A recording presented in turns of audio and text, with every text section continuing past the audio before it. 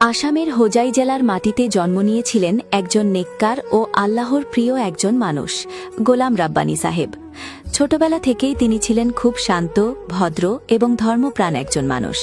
পড়াশোনার পাশাপাশি তিনি সবসময় ইসলামের শিক্ষা এবং সৎপথকে নিজের জীবনের অংশ বানিয়েছিলেন।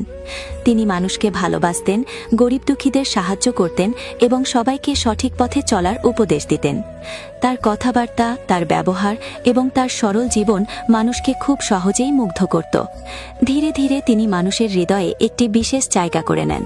অনেকেই তাকে আল্লাহর একজন নেক বান্দা বা অলির মতো সম্মান করতেন। আজকের এই আধুনিক যুগে যখন অনেক তরুণ ভুল পথে চলে যায়, তখন গোলাম রাব্বানী সাহেবের জীবন আমাদের জন্য একটি বড় শিক্ষা।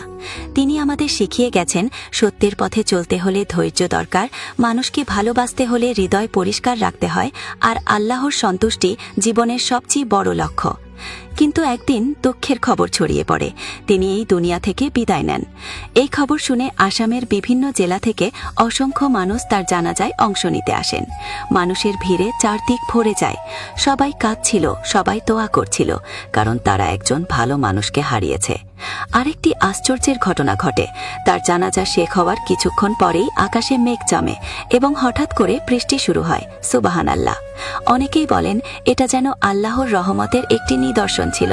মনে হচ্ছিল আকাশও যেন একজন নেক মানুষের বিদায়ে অশ্রু ঝরাচ্ছে। আজ তিনি আমাদের মাঝে নেই, কিন্তু তার শিক্ষা, তার আদর্শ এবং তার সৎপথের দাওয়াত মানুষের হৃদয়ে চিরদিন বেঁচে থাকবে। আল্লাহ যেন গোলাম রাব্বানী সাহেবকে জান্নাতের সর্বোচ্চ মাকাম দান করেন। আমিন। যারা আল্লাহর অলিকে ভালোবাসেন তারাই ভিডিওটি লাইক করে শেয়ার করে দিবেন।